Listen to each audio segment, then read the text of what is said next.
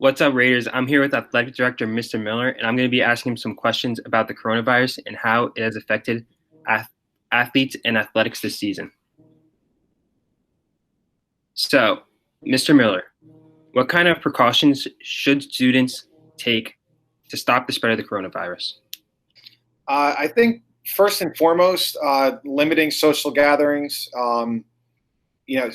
Basically, as terrible as this is going to sound, go to school during the day, come to practice, and then go home.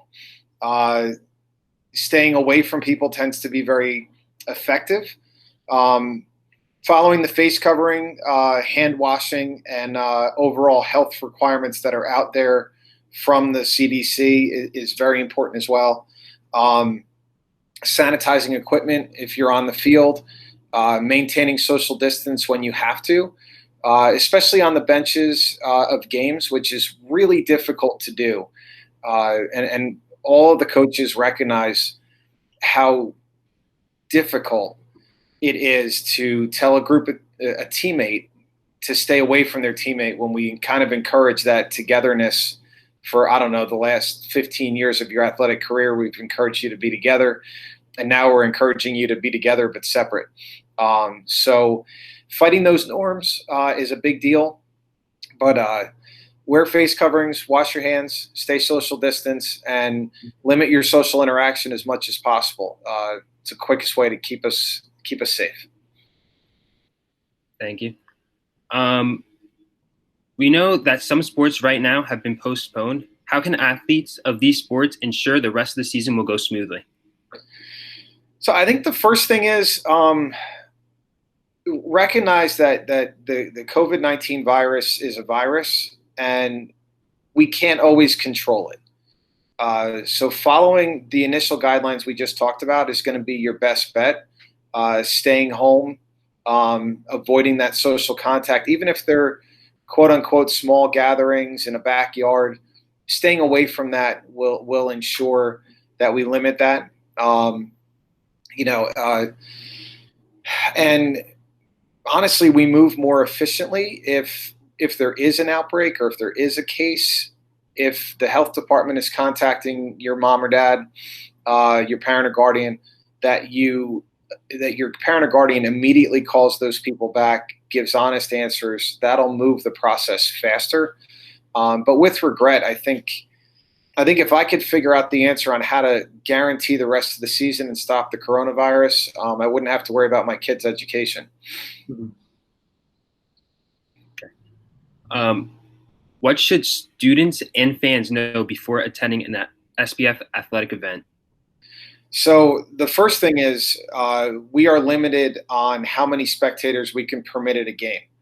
So while Governor Murphy has announced 500, he also put in there that you have to guarantee social distancing. So myself, the business administrator, the superintendent of schools, the grounds crew have all gone out, measured, counted, and found out that our maximum allotment at Tyson Field, where we play football and field hockey, is 280 spectators, and our maximum at Wexler Field, where we play soccer, is maxed out at 125.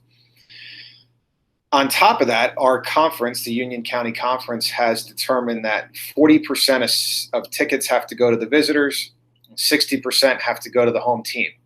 So I'm not a math guy, but I did memorize some numbers. Up at Tyson Field, we're going to be allowed to have 168 home fans, and at Wexler, we're going to be allowed 75. In order to make sure that the right people are going, we are going to be giving out wristbands to get into the game. The wristbands will be identifiable for each specific game. They're not reusable, and if you don't have a wristband, you need to stay home because we're going to ask you to leave. If you do come to games, we're going to ask you to maintain social distancing. You're going to be required to wear a mask, and that's the spectator part. We are working with Mr. Moscow to see about our viability of streaming games, and we may have some additional plans for where we can stream them and maybe still get some students together, but we have to first see if the streaming works before we come up with the next plan. Can fans get the wristbands when they arrive at the game? No, the wristbands will be given out prior. Okay. We don't want to waste anyone's trip. And the other thing, we didn't want to create a situation where people were lining up and then putting us in a further social distance concern. Can you speak on why the girls' gymnastics and volleyball was moved between the winter and the spring season? Yeah. So I'm lucky enough to be one of the athletic directors on the committee, the return to play committee, the sports advisory committee, and we got the go ahead from Governor Murphy to do outdoor sports, which then, as we looked at the fall, we said, well, that's really patently unfair for our volleyball and volleyball players and our gymnasts. So we started looking at how we could create a fair and balanced athletic year that still gave us the maximum opportunity for our volleyball and gymnasts to continue to compete. So we rearranged the schedule and created a 4-season schedule to make that happen. We also put it further off in the year because we didn't want soccer and football, field hockey and cheering and girls tennis and cross country to have an opportunity to play while we move the rest of them. And we didn't want to upset the normal run of basketball and wrestling. So we put them in a later time frame, and it's been a really fun puzzle to solve. But we felt very strongly that we could have our best shot at having volleyball and gymnastics if we move them to later on in the year.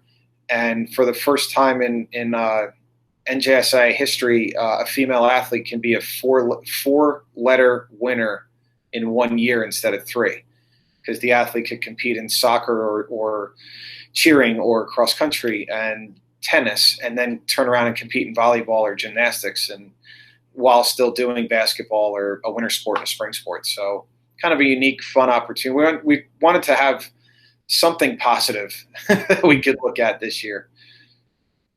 That's great. What elements do the newly installed lights have on the atmosphere at athletic events?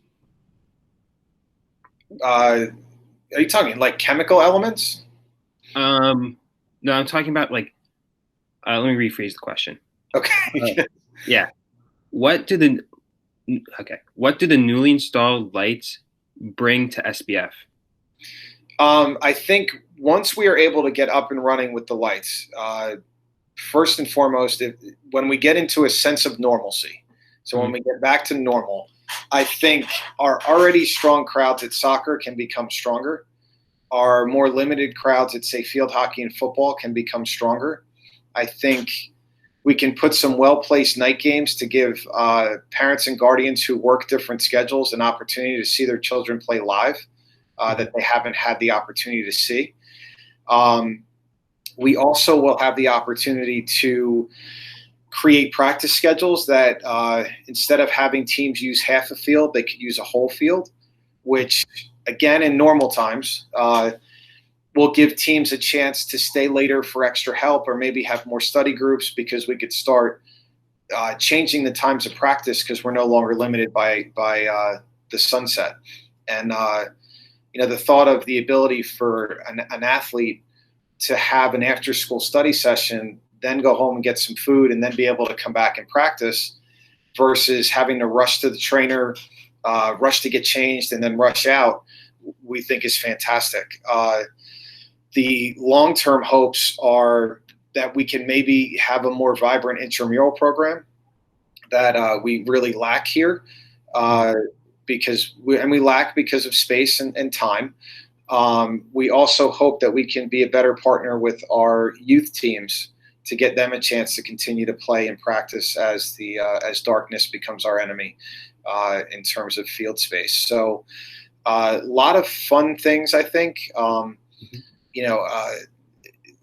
There's so much. There's just a vast amount of other activities we could start including in as we get later on in the year and the weather's nicer. We can maybe do some more. I don't even know. The sky is the limit because we no longer are controlled by the sunset. So if we wanted to have different different activities for the freshman class, sophomore class, junior class, senior class that are on the field, maybe we could do that. We could create movie nights that are lit, by utilizing some of our better technology, as well as having a lighted path to get people places. I just there's really, if we can dream it, we can do it, and Mhm. because we now have a lot more access. So it's such an exciting. It's exciting in all levels. It's exciting to have night sports. It's exciting to change the practice schedule, but as you look at it deeper, from a bigger perspective, what more can we do for our students that maybe don't fit into that traditional sport model, but want to go out and have fun? And now we can maybe start bridging that opportunity. And that has me as excited as hopefully soon our first night game. Mhm. I'm looking forward to it. Last question is, has there been any work done for indoor winter sports? We have a lot of concepts in place. Wednesday, we're meeting as the sports advisory group to do some more discussions on what are indoor sports going to look like.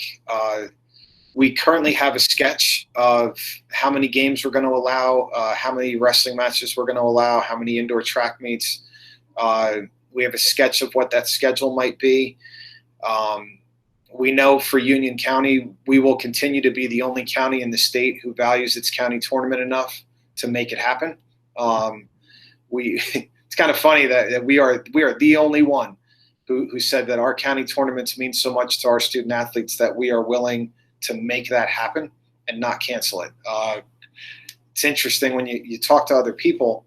Other counties have said, well, we'd rather play our divisional matches and then move into a postseason. And, as we talk to athletic directors and as we valued things, all I thought about was I want our girls soccer team back in that final, and I want to start another run.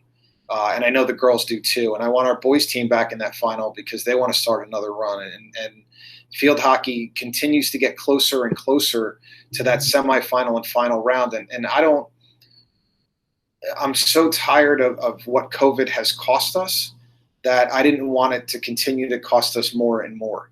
Mhm. So we built a schedule that enables us to have a county tournament while giving teams that drop out an opportunity to play other games. So I will definitely break my arm patting myself on my back and commend all the other ADs in Union County who have valued the ability to make a last second switch, um, over the I have a schedule and my life feels nice. And I'm really very excited about that. And I'm excited about that for the winter as well, because we're going to continue that forward. We're finding ways to make the cross country championships work because we value those as well. And we're in discussion on how to make tennis work. And, our girls tennis team's off to a 2-0 start. They beat Summit and Kent Place. I don't know how long, but I know I've been here 10 years and we have never beaten Summit or Kent Place. So to see the girls team start their weird, as I think Corinne said it in the paper, Corinne Light, longest preseason in the history of preseasons, and started off with wins like that. Uh, couldn't be more proud to be the athletic director here to have kids that are that tenacious and that focused. I don't know what question I'm answering anymore, Kieran. I'm rambling. I really liked what you had to add. Well, that's all the questions I had. So thank you so much for your time and have a great day. You too.